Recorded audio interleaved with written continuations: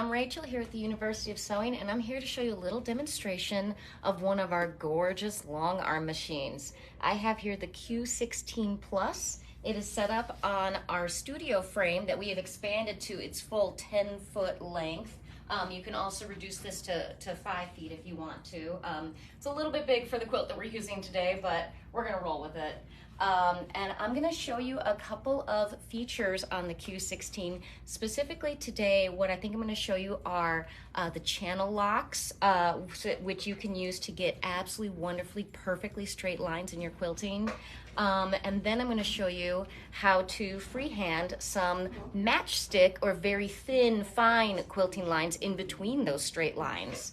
Matchstick quilting has become very popular recently. It's kind of a more modern way to quilt something, and so I'm going to show you how to do it easily and quickly on our Q16plus.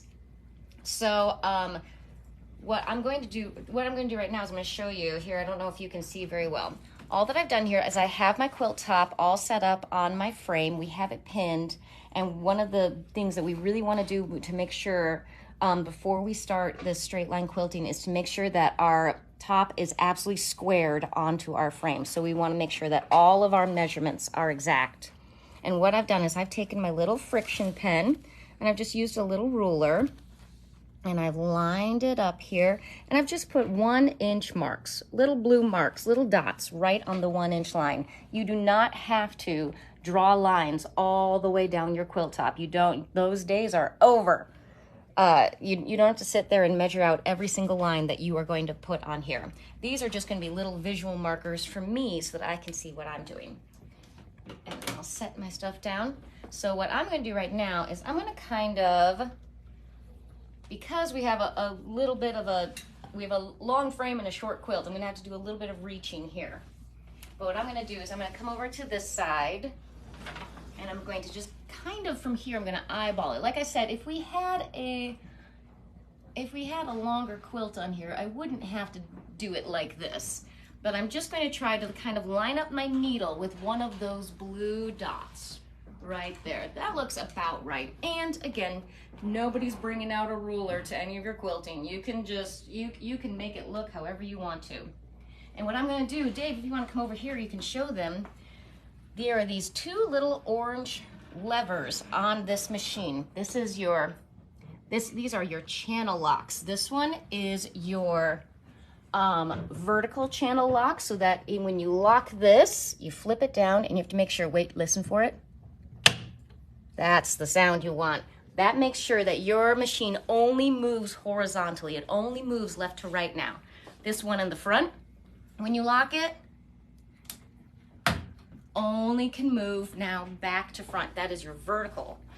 That's your horizontal one, lock, sorry. But we want to actually be able to move the machine. Right now, it's stuck. You can't move it anywhere. So we want to release that front one, and now we have this perfect gliding horizontal motion. Let's see how close I was. Oh, I was pretty close to getting lined up with that little blue dot. That's perfect.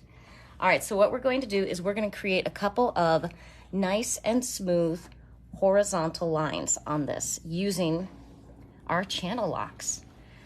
So I have, you see, I have my laser turned on. There's this really, it's really easy. People get a little bit frightened of this computer screen here on these machines, but they are incredibly intuitive to figure out.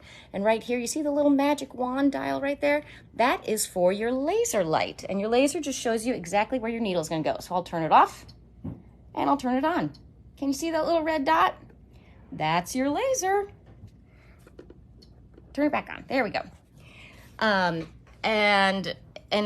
This shows you everything that you need to know about how to operate these machines. They are incredibly simple to do. They really make them user-friendly. These two buttons over here operate your buttons on your right-handed lever, and these two over here operate the ones on your left. And as long as you know what the little symbols mean, then you've got it. So the number 1 on the right side is your needle down, needle up and down. So we'll push that, needle down, and we'll push it again, needle up. Now when the needle goes down, your foot goes down as well, and that actually locks the thread into place. But we want to lift that bottom thread up in order to start our quilting. So we're going to go up here, and on the left side, the one that has the 2 slashes on it is the foot up. So we're going to go over here to the handle, left side handle with the 2 slashes, and just push that. There we go. And now our thread is moving again. So we can move over and pull up our bobbin thread, just like that. So now we've got our thread both up, and we can line up our little laser light exactly to where our needle just went down so that we can see exactly where we need to start our stitches. So we're going to start off with a knot. We're going to hold our tail ends. I always like to hold my tail ends, and that's the #1 button on the left hand. There we go. So now we are locked into place. We've got these threads, and if we want to, we can get some little scissors and trim those away. But since we are going to be going all the way over to that way, I'm just going to leave them there. And now the fun button, the on button. Here we go. And what you're going to want to do when we do this, you're actually going to want to go a little bit slowly. This is one of the problems with these machines, is that you can go really fast and it's really fun. But we're going to just want to try to go pretty slowly all the way down. And you don't have to do a whole lot. You don't have to shove it. This machine knows what it wants to do. You can see I really want to increase the speed, but I'm trying to convince myself to stay nice and steady on it. Oh, and look at this perfectly straight line we have here. I'm going to come through again, and now I'm going to hit the pause button. The needle down button is kind of like your long arms pause button, so it's very handy, and you can see this perfectly straight line that we have now because of it. And it looks like I'm having some twisting in my thread. And so now what I'm going to do, because I want to go from this blue dot down to this blue dot, is I'm going to, with my needle still down, I'm going to release my channel lock. That needle down is going to keep this machine in place, so we don't have to worry about that, as long as we don't bang it around at all. And we have the embroidery machine behind us, so we have to take a little bit of a hike around the shop in order to release that channel lock. There we go. So now our machine is free again. And so what we can do is we can now, we have our pause button on, which is just our needle down. We're going to hit our start button, and we're just going to take it down to our next blue dot, pause again, channel lock again, and then do the next round. So the only hard part about lining up that first dot was when we had to eyeball it and line it up, and all the rest of these we can be right here at the machine to line these up. So we're going to hit the start and just go ahead and go down, pause. There we are. We are at our second line already, and now we know we want to have the machine at exactly this level all the way down. So we're going to go back and flip our channel lock again. Gonna get my steps in this morning. Are you guys done? Flip it down. We'll just do this next line, and then I'll show you how to do the matchstick quilting in between these lines, since I am chatting a lot. All right, now we get to unpause, and again, try to go slowly. I know you really just want to go fast, because it's like driving a sports car. Ooh, and look. Perfectly parallel, straight lines every time. Absolutely. Oh, I really want to move this thing faster, but I won't.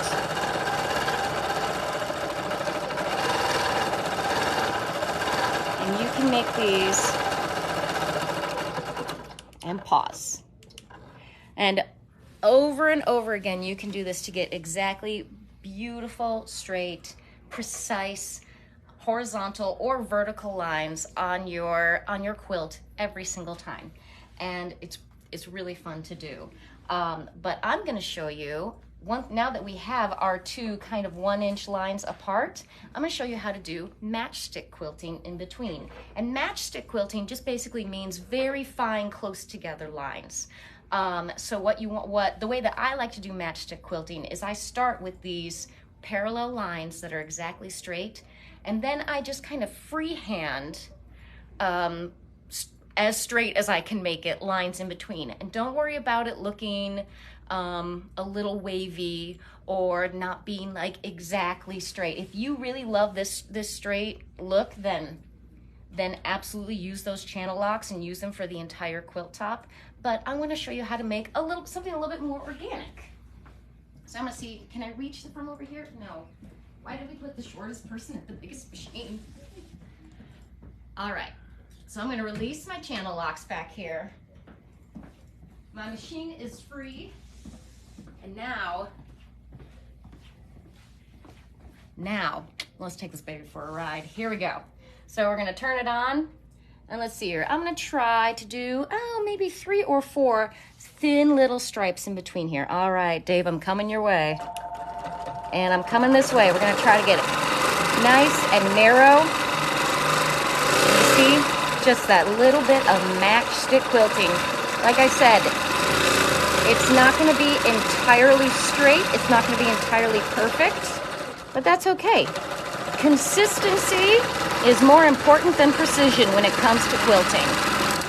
And we are just gonna make these lovely, tight little lines all the way down here. The tricky part is when you need to take a step, you have to try to really kind of bend your knees and scooch when you need to take that step.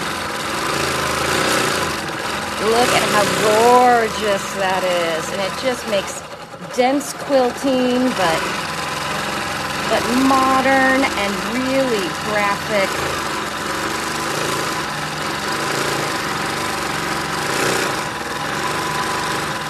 Let's see if we can squeeze one more line in there. Really should cut those threads. There we go. And this is just fun because you can just go through and fill it in as much or as little as you want to create the look that you love. Oh, and we'll pause it. And there you see, you have this wonderful dense threading going on, but it just creates this amazing visual effect. And I love the red on red with the thread and the fabric. And that's how, there are many different ways to do matchstick quilting, but that's how I like to do them on my Bernina long arm, and I hope you enjoyed yourselves.